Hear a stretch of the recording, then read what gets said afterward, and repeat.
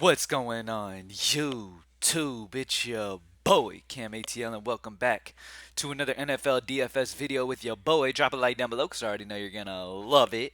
Subscribe to the channel if you haven't already. Comment anything in the comment section and enter your name into the $50 giveaway that I do every single week on this channel. Started week 4 off with a bang, cashing in on that showdown last night. Easy W's to start that off with, man. Starting week 4 off the way we ended week 3 with a big W, so that was great. Excited to just keep this going, man. So in this video, as you guys know, earlier in the week, we do a first look lineup where we pretty much just talk about the guys that we're putting in the first look lineup. We don't branch out to talk about many other players. In this video, I kind of open up the player pool a little bit. I go position by position and talk about the player pool of guys that I'm liking for the week. So let's go ahead and get straight into that with that said. So, starting off at quarterback. First, there's a few guys I want to talk about that stick out to me due to their pricing and their situation that they're in this week. First guy I want to talk about is going to be Matthew Stafford. Matthew Stafford is 5'7". He's going to be. It's kind of a neutral script. It's not a pass heavy, not a run heavy, whatever. The Rams have been throwing quite a bit. They're going against the Colts in a dome. This is a great spot for Stafford, and another reason why I like Stafford is because of his pairing with Nakua. I'm not sure if Paku or however you say that dude's name, Nakua, but Stafford has a very solid, high usage receiver that you could pair with him as a fantastic option. And then there's a player on the Colts side that I like the run back of as well. So it kind of just makes this play feel real good to me because I really have that run back and what I'm really liking there. So Matthew Stafford's one of the guys, one of the cheap guys in that 5K range that I'm really liking. That has options to pair with, and then run back options for a good correlated lineup. Outside of that, Russell Wilson sticks out to me. The only issue I have with Russell Wilson is that there's not much correlation to be had here. I don't want much Chicago. So if I do play Russell Wilson and pair him with a receiver, there's nobody I care to run it back with, which is a bit of an issue. But I like his price at 5'8", and his situation is a good one. Outside of that, I mean, we got Kirk Cousins again. You can always pair him with Jefferson. That's always a way to go. This week, I'm not gonna have a ton of it because I'm really liking the Stafford builds, and then there's some other guys as well that are interesting to me, like for example, that have good run backs. So not only do they correlate well, Jimmy Garoppolo correlates really well. You compare Jimmy Garoppolo up with Devontae Adams, and running back on the other side, Mike Williams is out for the year. So you've got Keenan Allen who's going to get a bump, Joshua Palmer who's going to get a bump. You've got Everett who's cheap. Oh wait, was it Everett? What was his name? Or Palmer? Hold on, let me see. What was his name? The Chargers tight end that's 2'9". Parham. Parham.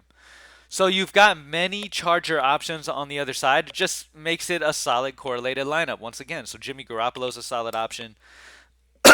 um, Outside of that, obviously you can go Herbert. With Mike Williams being out, I mean, there's obvious good pairings with Herbert, with Keenan Allen and those other names that I mentioned, Joshua Palmer, Parham.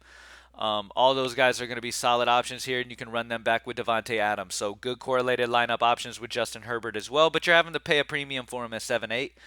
Um, let's see. What else? I want to talk about Josh Allen because at the end of the day, this game right here is a good game environment fantasy-wise. The game should stay competitive, so Josh Allen should have to continue to air the ball out and do a lot with his legs as well at the same time. Solid matchup here. I really like option of Allen paired with Diggs, running it back with Tyreek Hill or something like that, but you're spending a ton of money to make that happen. That's the only issue with that stack. All right.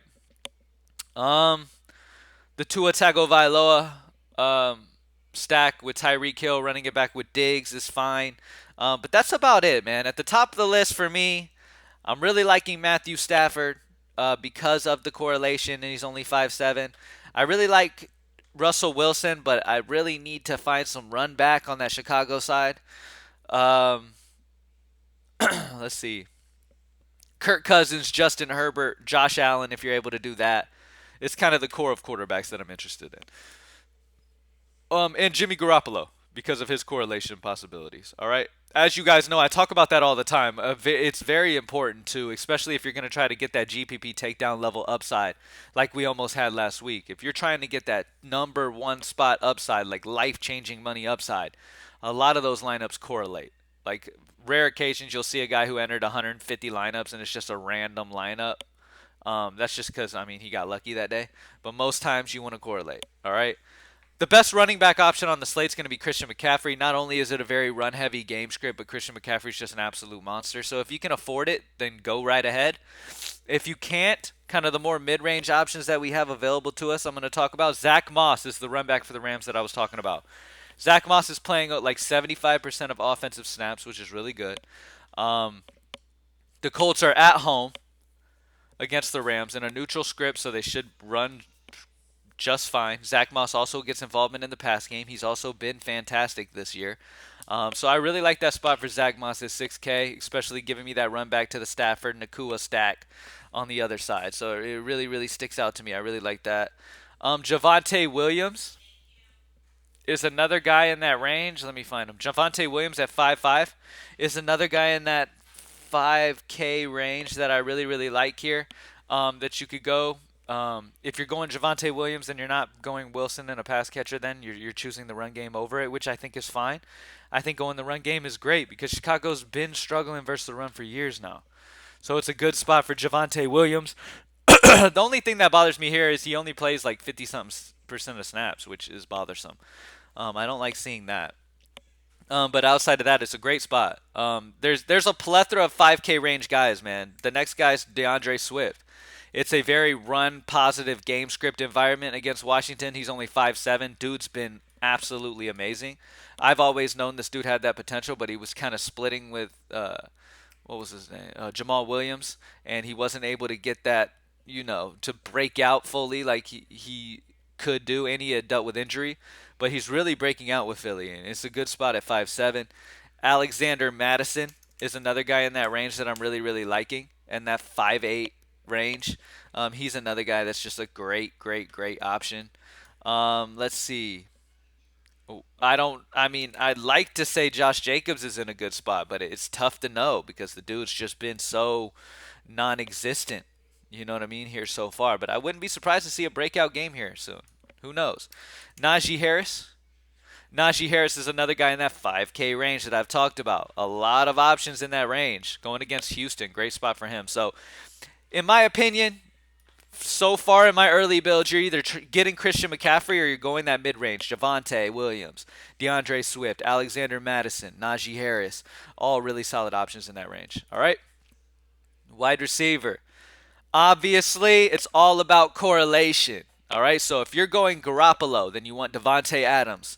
If you're going Herbert, then you want Keenan Allen. If you're going, there's a one-off guy that I do like that I'm not going to pair with this quarterback, and that's Adam Thielen at 4.5. Really good value for Adam Thielen this week. He's one of the value guys I really like. Talking value, before I get back up to the studs, Joshua Palmer at 4K is another guy I really like. That rookie for the Chargers, what's his name? He's another guy that you can go with, but you're starting to get real punty at that point. I mean, not punty because he is getting some opportunity, obviously, but I don't know if in this slate you really need to go that low. I have not needed to go that bare min Charger guy, but Joshua Palmer or Keenan Allen are the two guys I'm really prioritizing. Obviously, I've talked about it. This dude's one of the higher targeted guys in the entire league. 6'7" is still a discount for a guy getting as much work as he's getting. Great spot for him here, paired up with Matthew Stafford, man. I talked about Stafford's price being a little too low and their pass-heavy team playing in a dome. Puka, I think that's how you say his name, is in a great spot, man. And definitely pair up Puka with Stafford. I think could end up being a solid strategy. For GPPs, I think Burrow's going to come through sooner or later. And this is a solid spot against Tennessee where you can't run the ball. And a lot of teams just end up leaning on the pass heavy. Jamar Chase, T. Higgins being paired up with Burrow, running it back on the other side with maybe like a Derrick Henry or a DeAndre Hopkins, something like that, is perfectly fine. Cincinnati are favored. So with that being said, that would promote more of a game script of Burrow, Higgins, and Chase, and then you'll probably want a Hopkins on the other side because Tennessee will most likely wanting to be throwing the ball to kind of catch up, if that in fact happens, like Vegas thinks it's going to happen. But Jamar Chase and Higgins are two guys that you could pair up with Burrow, obviously, that are solid options in a solid GPP stack this week. I don't need to really talk much about Keenan Allen. 20 targets last week. No Mike Williams. He's going to get targeted. Ridiculous. So he might be incredibly high owned, but for good reason. So you don't necessarily have to get different there. At 7-9, he's a great option. Justin Jefferson, obviously, if you have Cousins, but you're really starting to spend a lot of money at that point. Joshua Palmer, I talked about him. Tank Dell, my boy made me some money last week. Tank Dell against Pittsburgh, 4-6. Still a guy that's definitely usable. Still solid value. Tutu Atwell, if you really want to get that Rams stat going. Tutu Atwell with Puka. And Stafford running it back on the other side with Zach Moss, maybe Michael Pittman. You can do whatever you want there. Jacoby Myers is a guy that I'm interested in going against the Chargers. Obviously, we have obvious Charger spots that we like. So running them back with Jacoby Myers makes a lot of sense here, and on a Vegas team that'll probably have to throw a lot. And that's a big reason why I like Garoppolo as well. The pairing with Garoppolo to Devontae Adams and maybe Jacoby running it back with Keenan Allen or whatever on the other side. Because of that expected game script in that game, I mean, Garoppolo's probably going to have to air it out a good bit. And the Chargers secondary is not good. And he's got some weapons in that offense. So I really like that spot for him. And that's about it, man. I'm not going too much further out of that player pool that I've talked about. For tight end, my favorite is going to be... Where is my boy? Where are you, dude? Donald Parham. Again, his projection is ridiculous. I have to adjust that. But yeah, Donald Parham is the value that I'm really, really liking on this one. He's a great option, man. He's just value on a team that's without Mike Williams. He's been getting a lot of red zone looks as well. So Parham's a good spot at 2-8 that I really, really like. I haven't really spent money at tight end often this week. If you do spend money, I would recommend you go George Kittle or Hawkinson or Mark Andrews. These are all guys that are in fantastic options. Pat Fryermuth is at the top of the list here. He's 3-4 and he's getting targeted solid. That's a solid option as well.